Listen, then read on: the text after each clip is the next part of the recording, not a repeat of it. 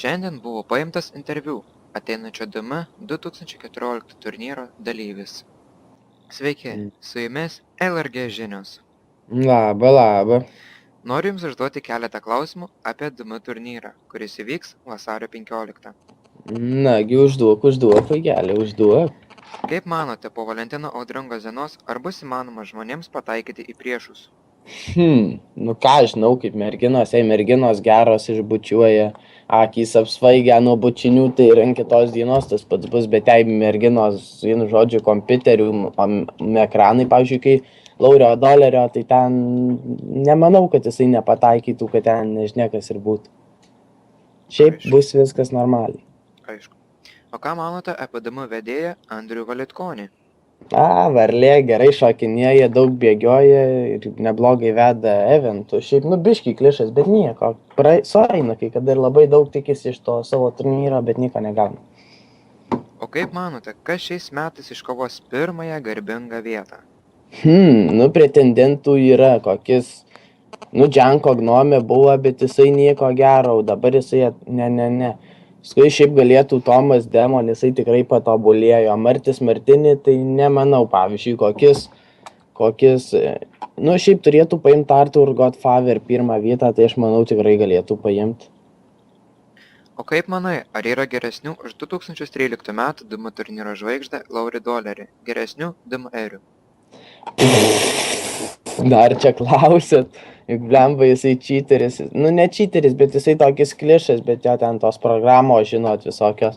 Šiaip tai jei jisai normaliai žaistų be jokių programų, tai manau, kad į Rūlą Svek paimtų. Ačiū už interviu. Šiandien be 5-7 buvo užgrobtas Los Santos bankas, Jamaikos gaujos, kitaip žinomas kaip pieno lazeriai. Šiandien be 5-7 buvo užgrobtas LS bankas. Užgrobė ją Jamaika gauja. Aš pasižiūrėjau čia daug labai šitų ugniagesių. Jie man biškiai atrodo nori persimest, ką. Matosi, kad yra jų plati gauja ir matosi, kad yra tam pankui grobimo pasiruošę. Jo, ir jie visi pankai tokie biškiai. Labai jau keisti skenai. Matosi, kad jie yra pasiruošę, jau tai tikrai, kad jie jau 2 laukia su gesintuvais, visi 5 kiti su ginklais. Ir vienas šovė NPC botas, čia koksai. Be ginklų, be nieko. Matosi, kad yra ir merginų serveriai. Jų gaujoje, kurios mėgsta šaudyti ir grobt bankus. Vo ką tik įėjo vienas žmogus. Žiūrime, kuom baigsis. Čiuvas stumėjo, parašė A, bet jam žiūriu. Čiuvas yra nemirtingas. Jisai yra pro lager. Jisai turi daug narkotinių medžiagų, kurias pardavinėja Tomas Demon. Timonas. Jisai žiūrim, čia nesuprasi, kas darosi, iššaudo jam gyvybės nekrentis, nežinia, kas jam yra. Jisai kokius nesveikas.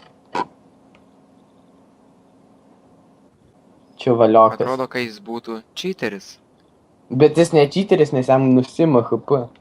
Nesupras. Na taip, jis labai turi daug pripūtęs žolės. Žolės, ne žolės, bet vis tiek.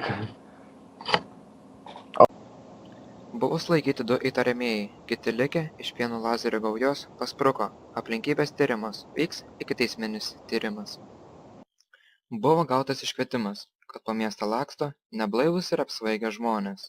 Jodifnotel reportažas. Štai šį ramų vakarą 2 jaunuoliai važiavo namo.